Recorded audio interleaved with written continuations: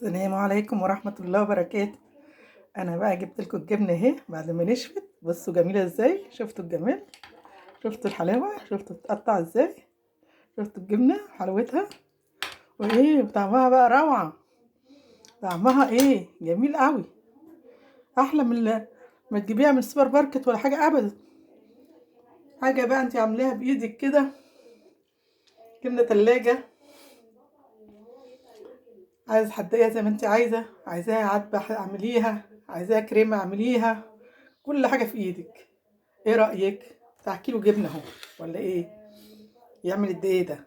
من 2 كيلو ونص لبن طلعنا كيلو جبنة اهو، جبنة بيضة، وطلعنا هي اللبن الرايب اللي انا وريتهولكوا،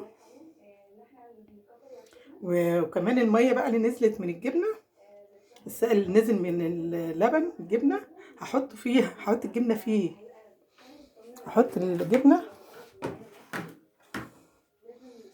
في السائل ده اللي نزل من الجبنة، هحفظها فيها في التلاجة. وكمان الفايض انا حطيت كيس بحاله في التلاجة من السائل ده، اعمل بيه، اعجن بيه بقى ايه اللي هو الفطاير، القرص، البيتزا، بيبقى جميل وبيديها هشاشة وجميلة قوي. مفيش حاجة بتترمى منه بقى اللبن خالص، استعملناه كله اهو في كل حاجة.